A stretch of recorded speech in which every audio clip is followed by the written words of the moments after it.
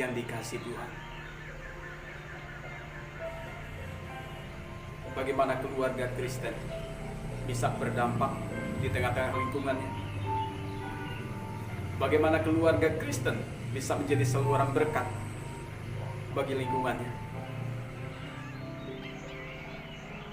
Bagaimana keluarga Kristen bisa menjadi contoh dan teladan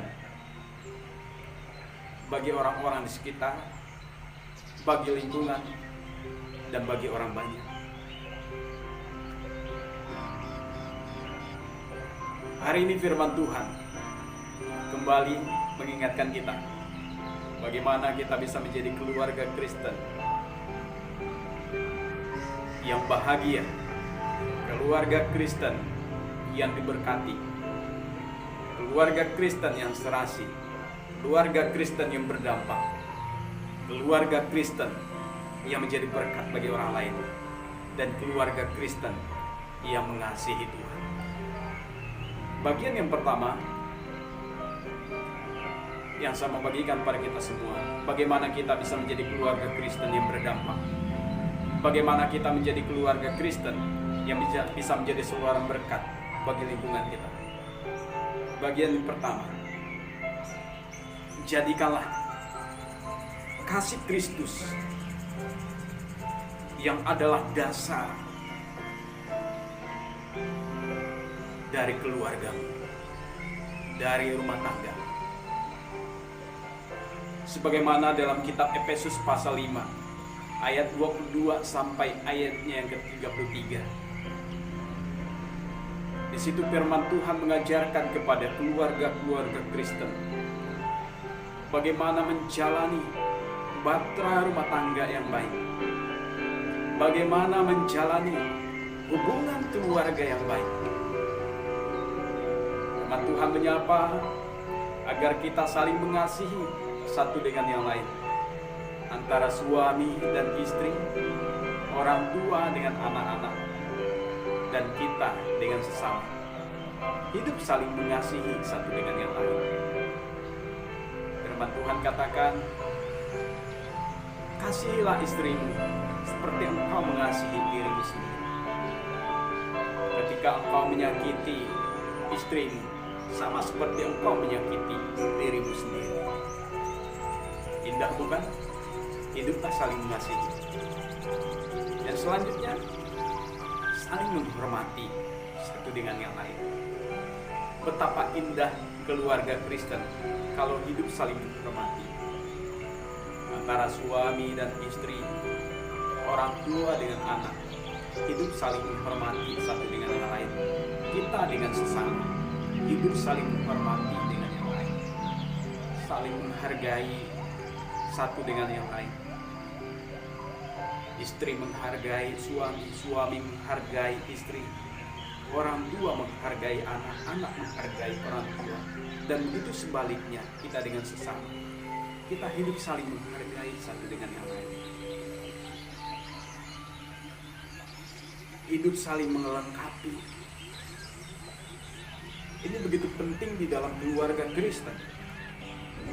Begitu penting di dalam keluarga, rumah tangga Kristen, hubungan Kristen. Hidup saling melengkapi. Bukan di saat kita berpacaran saja kita bisa menerima kekurangan pasangan kita. Kita bisa menerima kekurangan calon kita.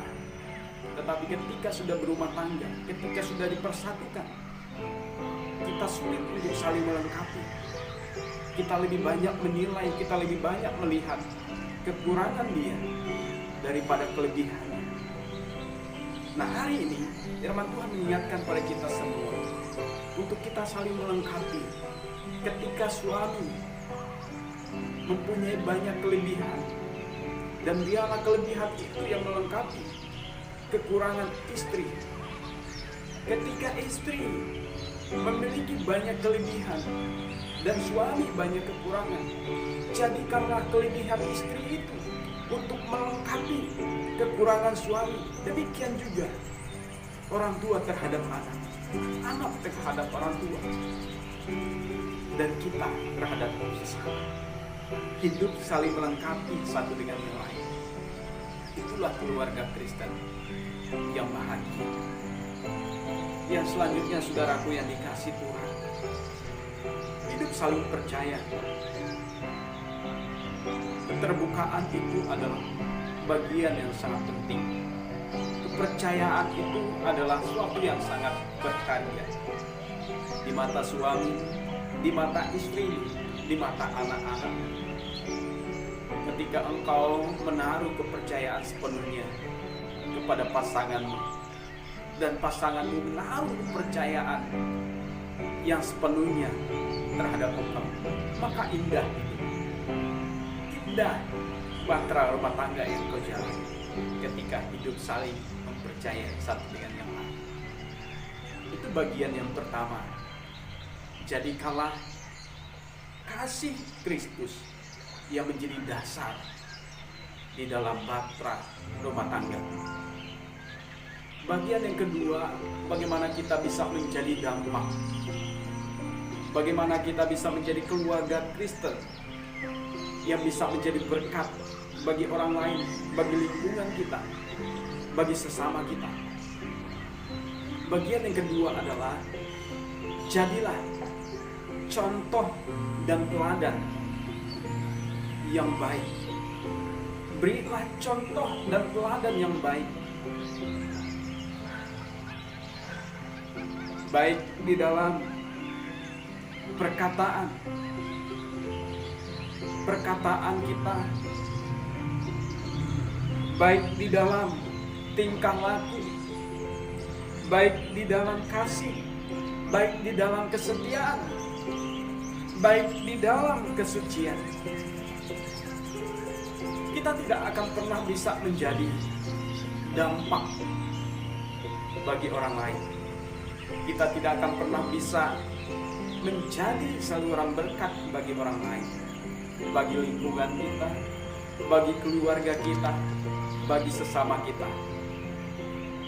ketika kita tidak pernah bisa menjadi contoh dan teladan yang baik melalui perkataan kita sehari-hari.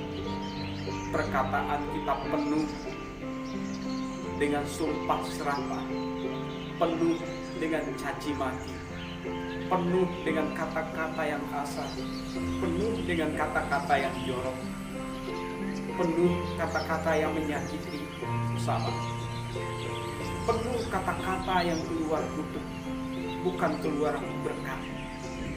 Oleh sebab itu, kalau saya dan kalau kita semua rindu menjadi keluarga Kristen yang berdampak, keluarga Kristen yang bisa menjadi berkat bagi lingkungan, bagi keluarga kita, bagi sesama kita,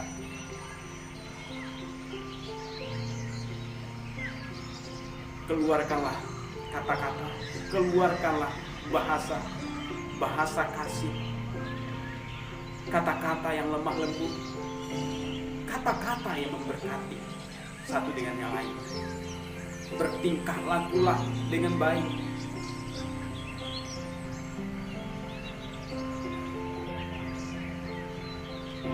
Berilah kasih terhadap sesama. Allah telah terlebih dahulu mengajarkan tentang kasih kepada setiap kita, mengajarkan kepada kita semua tentang bagaimana kita hidup saling mengasihi. Kasihilah Tuhan Allahmu dengan segenap hatimu, dengan segenap jiwamu, dengan segenap kekuatanmu. Kasihilah sesamamu manusia seperti dirimu sendiri. Itulah hukum kasih. Kita mengasihi sesama kita seperti kita mengasihi diri kita sendiri. Hendaklah kasih yang ada pada kita. Janganlah kasih yang pura-pura, tetapi kasih yang setulusnya, kasih yang sesungguhnya. Dalam kesetiaan kita, dalam kesucian kita. Itu bagian kedua, menjadi contoh dan teladan bagi orang-orang yang ada di sekitar kita. Bagian yang ketiga, saudaraku yang dikasihi Tuhan, sebagaimana yang diajarkan dalam kitab Roma pasal 12 ayat yang kedua, jangan menjadi serupa dengan dunia ini. Keluarga-keluarga Kristen harus menjadi keluarga yang berbeda,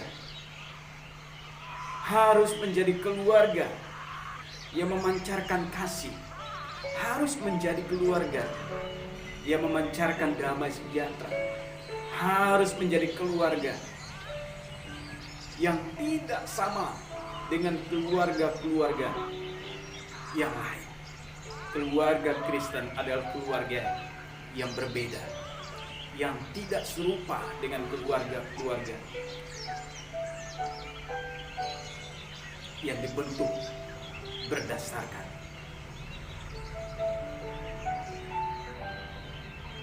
dunia, yang dibentuk dengan tidak berdasarkan kasih. Dan bagian yang keempat yang firman Tuhan mau bagikan kepada kita semua, di mana dalam kitab Yohanes pasalnya ke-15 ayat yang keempat, di situ dikatakan, tinggallah di dalam aku dan aku di dalam kamu, sama seperti ranting tidak dapat berbuah dari dirinya sendiri kalau ia tidak tinggal pada pokok anggur, demikian juga kamu tidak tinggal di dalam aku.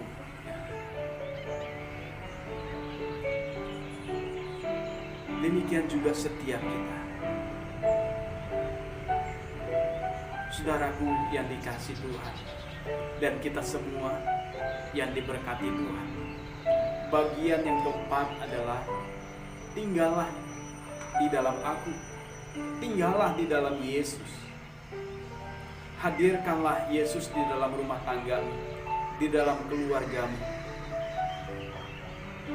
Bangunlah mesbah-mesbah doa di dalam keluargamu.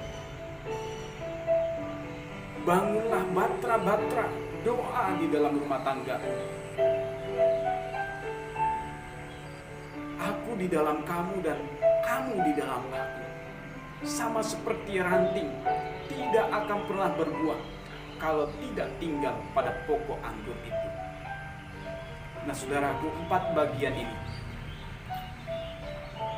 yang dapat saya bagikan pada kita semua, bagaimana kita bisa menjadi keluarga Kristen, keluarga yang berdampak, keluarga yang bisa menjadi berkat bagi orang lain, bagi lingkungan, dan bagi sesama. Tuhan memberkati.